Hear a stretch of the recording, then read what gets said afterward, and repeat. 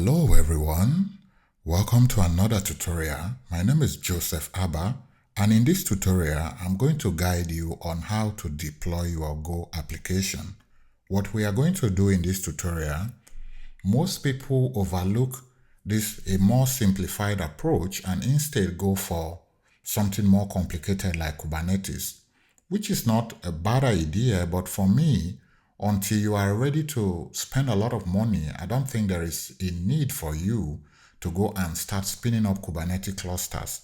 So what I'm going to do in this tutorial is to show you the build up of this project, deploy it from our system using GitHub action to some instance on DigitalOcean, map custom domain to it. By the end of this video, we should have this project live. All right, let's look at the project. If you look at the project, it is not the basic project. I decide to create something a little bit more advanced instead of a to-do application, which most people do. But this is going to show you a more like an end-to-end flow. We have database, so let's go here. Let's look at our Go mod. So it depends on Gene. We have an async job, which depends on Redis. Then we have Postgres, right? That gives it a more like a more structure, like an end-to-end or a more complete structure of a project instead of a regular to-do app. So let's do it.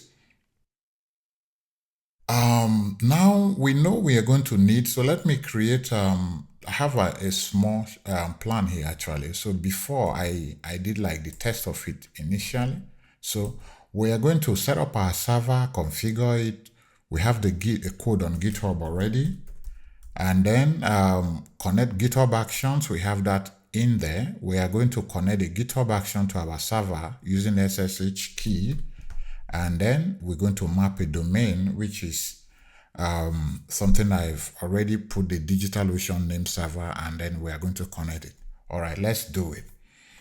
Step number one, let's go and get our server set up. So I'm going to DigitalOcean. I'm already logged in. So I'll switch to this tab, create a new instance. I love DigitalOcean because things are really snappy. You don't have to wait 10-20 minutes for anything to happen. I'm going to choose the most affordable droplet. It doesn't matter because I'm going to delete it anyway. But I just want to show you that even if it's the cheapest one, it works. So this one have 512 MB of CPU and really simple, MB of RAM and 1 CPU. So this is really simple machine. I already have my local machine SSH key here. This is a public key. If you don't have, you can generate one and put up here. If you have any problem generating the key, please let me know. I'm going to put some names here. So let's call this deployer node 1.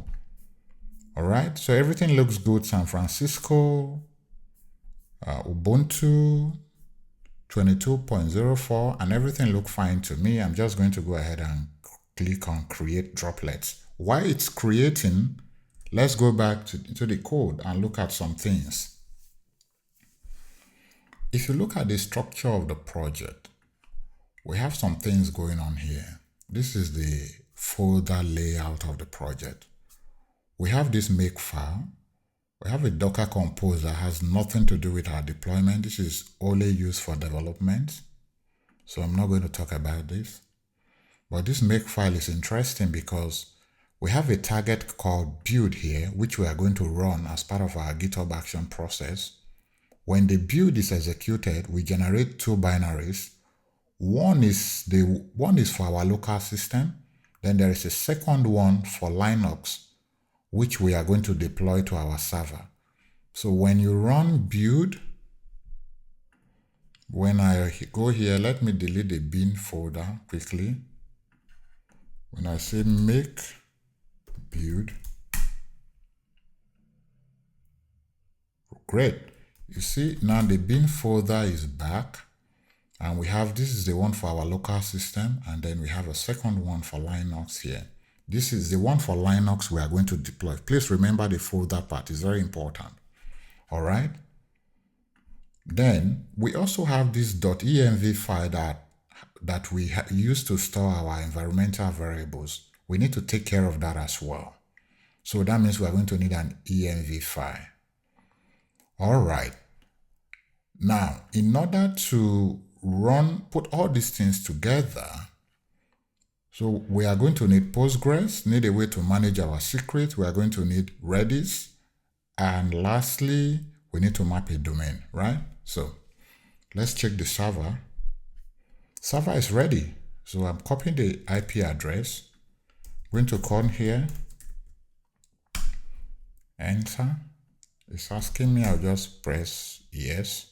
So SSH, this is the root account, and then the IP address is listing on port 222 by default. Now we are in the server. Each time I log into a server, I always write to run apt-get update, just to update anything that has not been updated recently, even though I know DigitalOcean probably executed that already. All right, while that is running, let's look at the script that we are going to use to install our dependencies. So under scripts, I have this run, which I use to run all the required scripts. I'm going to bring this down a little bit, close this one. And of course, we are going to start with this. All the script, I'm going to leave it in the repository. And trust me, what the requirement for your server might be a little bit different from mine. There's no problem. But the most important thing I'm going to show you is really how to connect the GitHub action to the server so that you have that automated deployment. That is why we are here. All right, let's add this repository. And then we do another update. Let's run the update command.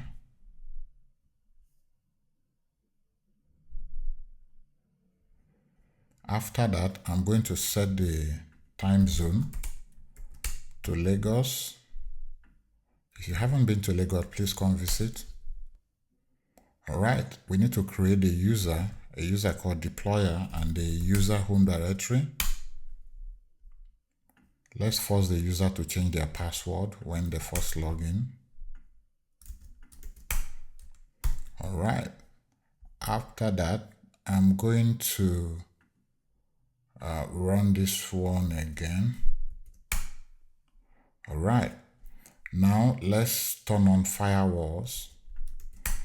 Port 22 should be allowed. That is our SSH port. This is HTTP port. HTTPS. Enable it. They fail to ban this optional. If you want, you can install it. Our project also requires migration. So if you go inside the PKG DB, you see migration. So this is a migration. We need to run migration on the server as well.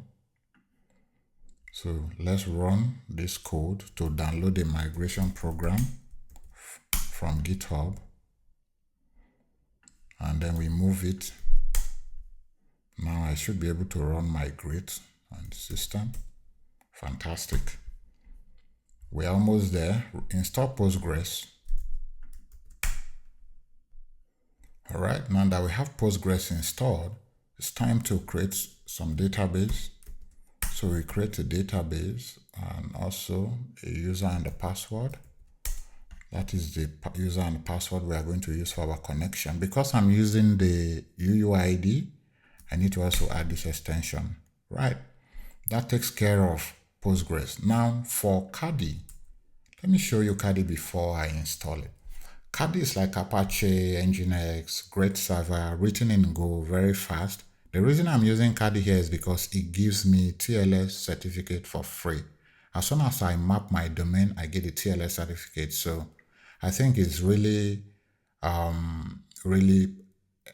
nice to have it right like that. So if you haven't heard of Cardi, please go check it out. Adam's Lab is a company that I follow as well. This is a company, they don't know me from anywhere, but they have like great Go tutorials. Bill, which is, I think is known in the Go community, also has sent me an ebook before on Twitter. So I follow these people, great people. So you can follow them. Like I said, they don't know me. I'm not advertising them for anything, but they're like great company. All right. So let's go back and install Caddy. All right. You know, the way softwares work on Linux is they are stored in repositories. So if you are not installing from the default repository, then you have to do all these configurations in order for the installer to find it. All right. Lastly, install Caddy. All right. Time to install Redis.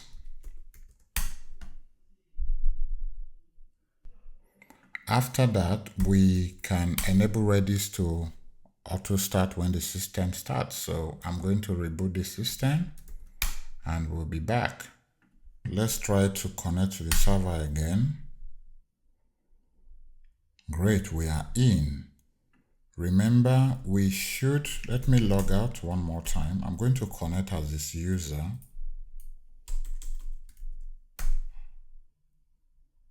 And then we need to change the password. So I have a random number here to use as a password. Great, it worked. Connect one more time. Now, in order for this user to run commands as sudo, we need to do something. And what I'm about to do, you can do it differently. So I'm going to give it access to run sudo commands. You can give the access to the user to run a specific command, but I'm just going to use this one for now.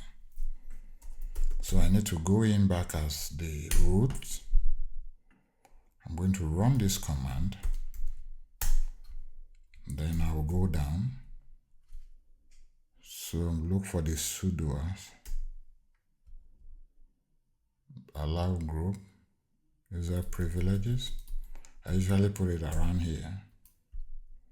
So I'm just going to copy this, put it here. Then I'll save it.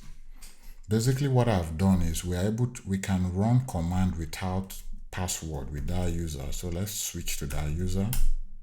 And I can now say sudo apt-get or apt-update, and let's see. It shouldn't ask us for password. Fantastic, it's working. All right, so I think for the setup, this is mostly what we need to do here. The rest, one more thing. In order for us to communicate between GitHub and our server, we need SSH connection. If you remember, I was able to log into this server. So here, I was able to log in because my key, my laptop public key is currently here. So let me go to .ssh. Sorry, so I'm going to go here, cd. So my laptop public key is currently installed here. So we need to generate another key pair, a public and private key. The private key will be like, imagine that GitHub now is your laptop. So the private key will be there and the public key will be in here.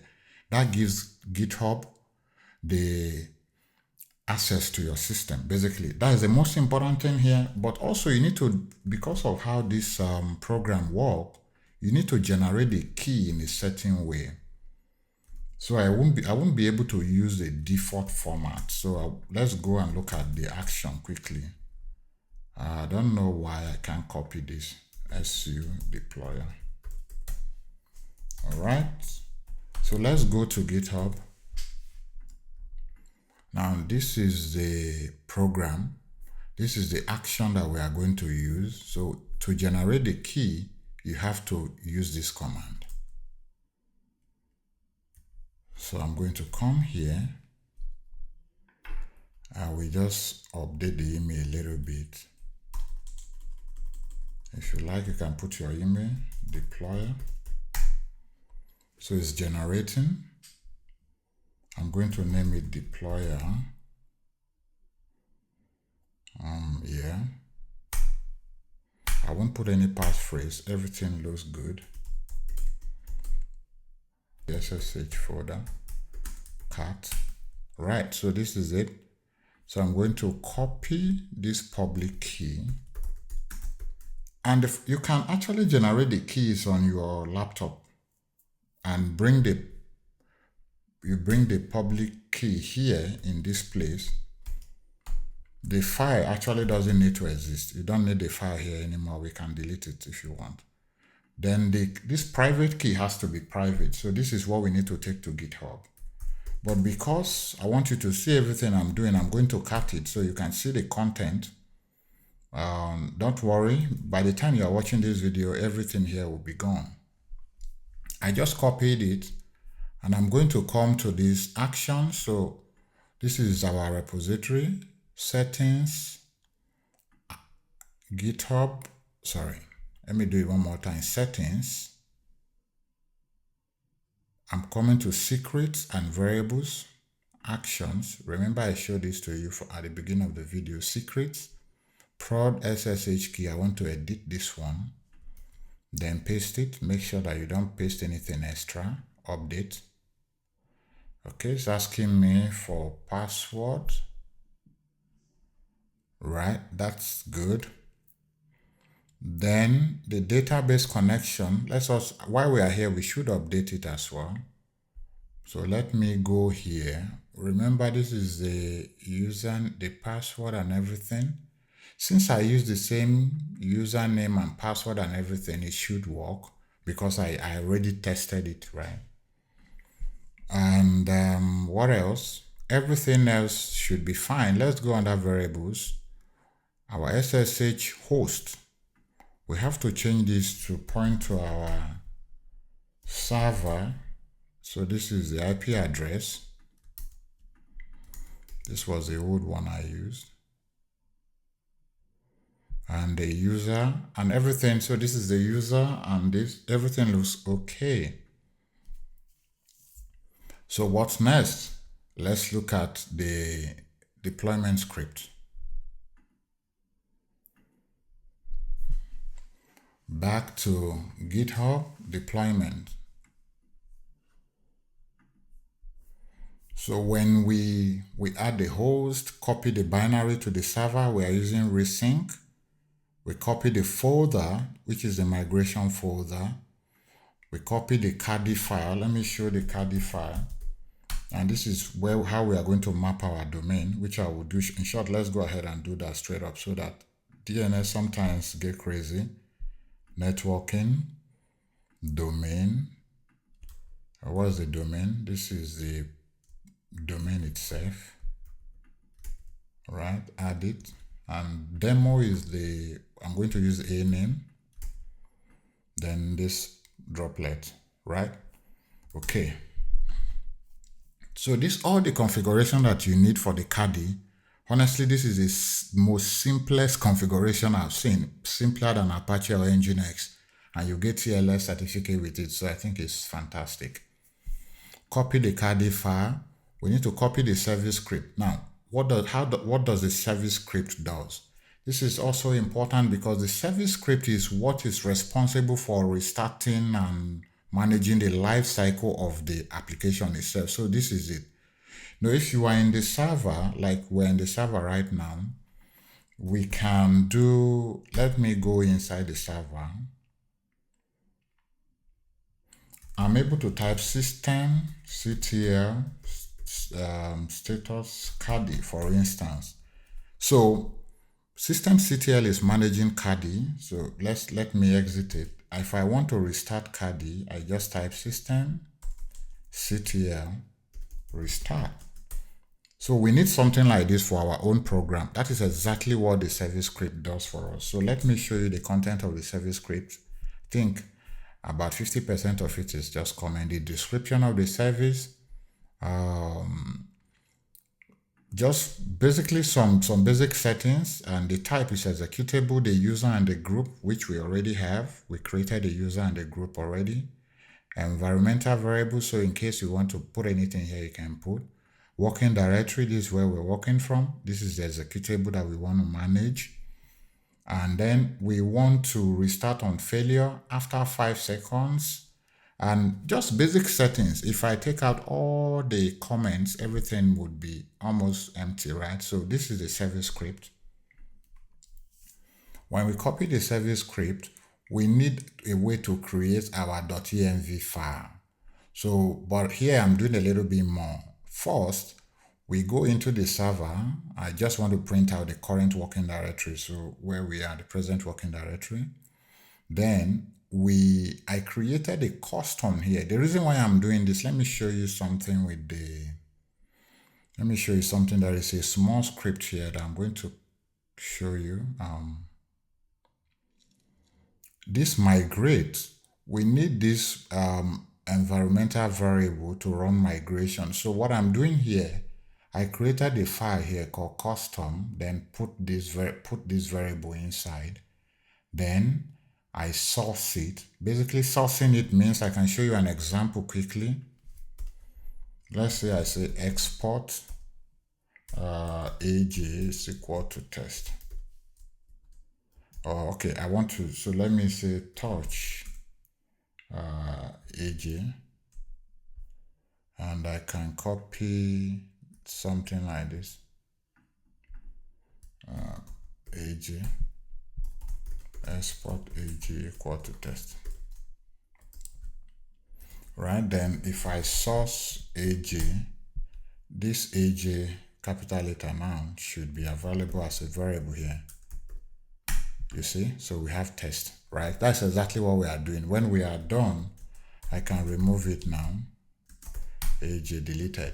So that's what we are doing. So basically, you might not need to do this. For example, if your application doesn't have requirement for it, no problem. But as long as you can SSH into the server already, just as we have done here, you can then execute all this command. Everything that you see here are going to be executed directly on the server, because these actions log us in.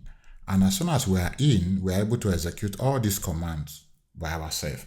And it is made possible because of the private key that we have here and the public key that we have added to the server, right? That is something that you have to keep in mind.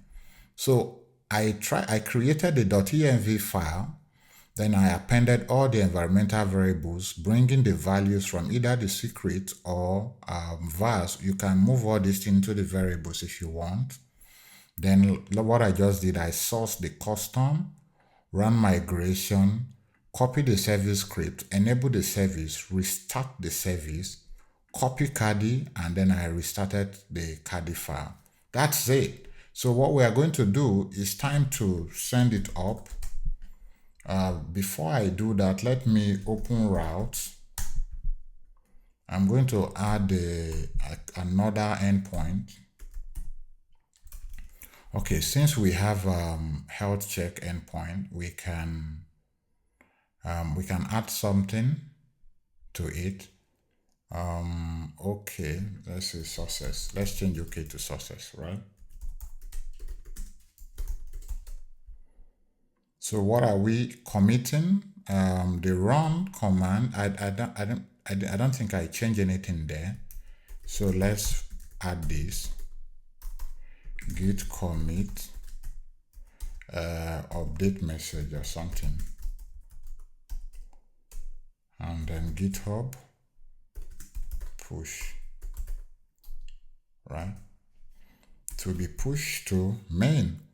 Remember, we already said that on push to main here, on push to main or pull request, everything here should be executed. So let's go check it out. Don't worry if it fails, we try again. That is the fun of programming. Already I had run it a little bit more, but let's see how it goes here. I want to put side by side this here. So we are here now, here. And this is taking a while because Go module is downloading the requirements. So sometimes you have to refresh to see it. We are still building. After that, we are going to install SSH key. If we pass here, that means we are good, because it means we are able to log into the server.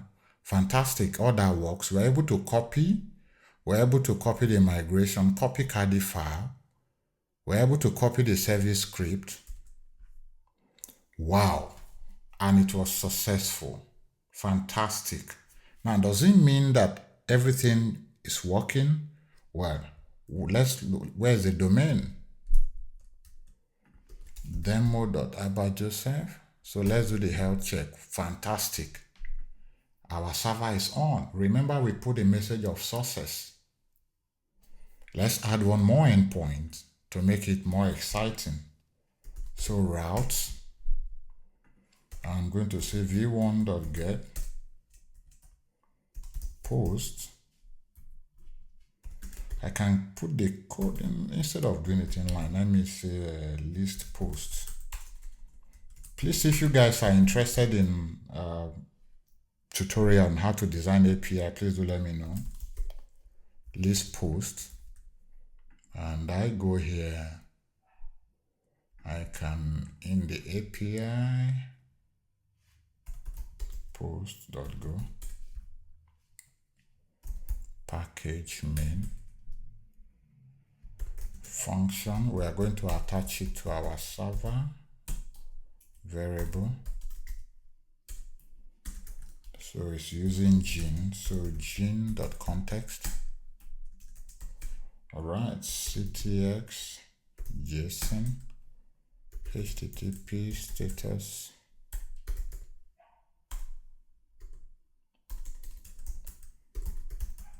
okay, and object, there is a gene.h that you can use to return map.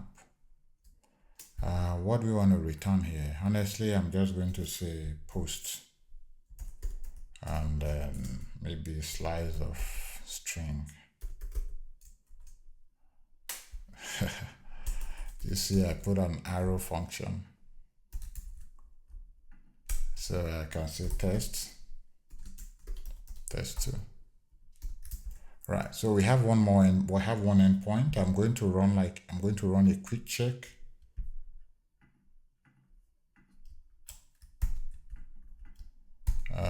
Let me give me another shell. I'm going to make tidy. Okay, that's good. Make audit. Do we have an audit? Sure. Let's run the audit and see. This command is just a basic command that usually if you use to run tests and audit, everything looks good. So status git add. We need to add this one modified. I don't want to add everything. Git add. Maybe we can add everything.